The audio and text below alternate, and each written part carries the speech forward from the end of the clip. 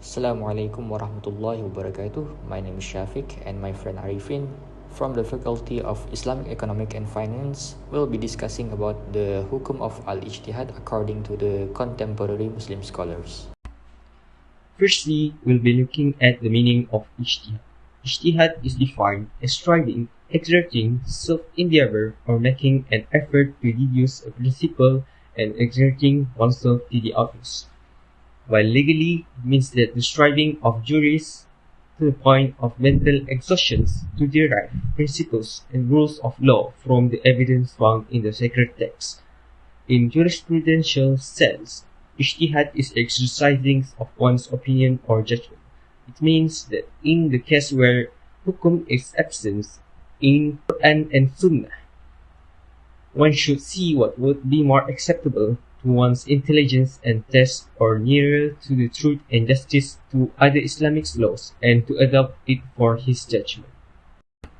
Next, we'll be looking at the brief history of ijtihad. So, in the time of Prophet Muhammad sallallahu alaihi wasallam, the main sources of hukum are the Al-Quran and Sunnah, and the Prophet had full authority on determining hukum, and there is no need for ijtihad. This is because the Sahaba could ask their worries directly to Rasulullah, but there is some instances where Rasulullah allowed ijtihad with the specific reasons the Sahaba is far away from him. So there is examples of such instances, such as in the case of Mu'az bin Jabal, where Rasulullah asked him, "How will you judge?" He replied, "I will judge according to what is in Allah's book." Then Rasulullah asked again, "If it is not in Allah's book," then as replied, "Then with the sunnah of the messenger of Allah." And Rasulullah asked again, "If it is not in the sunnah of messenger of Allah," and Mu'az replied, "I will give in my view." Then Rasulullah said, "All praise is due to Allah, the one who made the messenger of Allah suitable." Riwayah At-Tirmidhi 1327.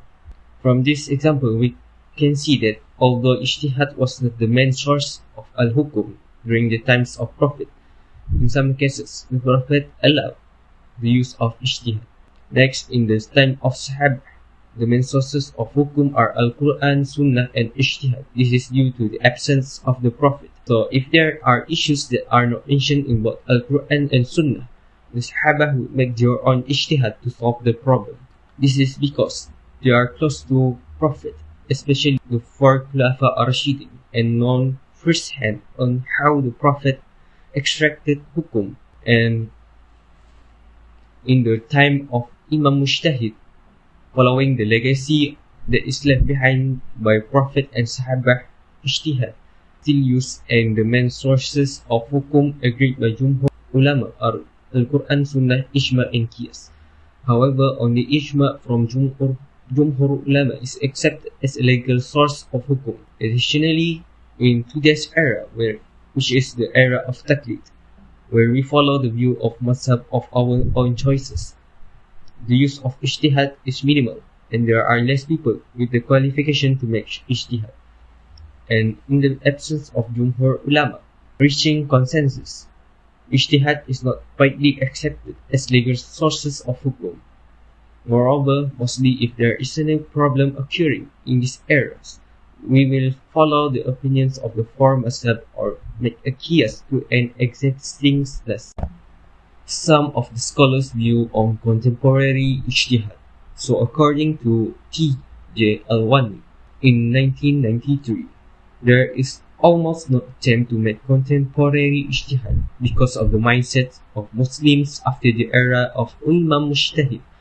For example, believes that the ijtihad and ijma left by the four mazhab was sufficient to make hukum for the things that will come in the future. He also mentioned that most of Muslim focus are on trivial matters, and that Muslim thoughts has become disoriented and lost enthusiasm for innovation or new thinking, and finding solace in following the established four school of thoughts. Furthermore, by 6th Hijrah, he mentioned that Muslim mind was conditioned and see benefits of freezing ijtihad and accepted the banning of it as a harmful practice and to advocate it. Next, we will be looking at the controversies and issues regarding contemporary ijtihad. So according to Said Shaba, 2017, one of the controversies was the condition of qualified mujtahid, having two terms, where the first term is revising and reducing the condition, given the difficulty of fulfilling them, and the second is to keep them unchanged. Furthermore, in the early generations of Islam, such conditions were not introduced, but after the first book of Usul Fiqh was met by Imam Shafi'i, the conditions were introduced to set a boundary to determine whether one is qualified to give out ijtihad or not.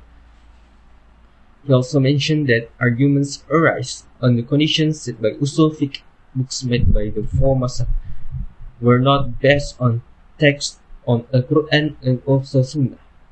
Furthermore, in modern days, many issues have emerged that has not been discussed in the previous generations, such as the development of industrial revolution, which creates a lot of issues that has not been covered and does not exist during the previous era, such as in the era of Imam Mujtahid, where Muslim scholars are required to broaden their field of expertise and knowledge to tackle these issues. So, for the need and justification of ijtihad in modern times, the first point is global challenges in nowadays world. Ijtihad helps Muslims deal with modern challenges by using Islamic teachings. Scholars from around the world talk together to find solutions which bring people closer. It guides Muslims to make good choices like helping the environment or fighting poverty. People can decide how to solve problems that affect everyone, and young Muslims can join together to bring new ideas for the future. The second point is ijtihad as a new mechanism to promote unity. Ijtihad helps Islamic scholars adjust old rules to fit modern problems, bringing people together, and also welcome different opinions, making everyone feel included and united. Through ijtihad, scholars find common ground between different groups.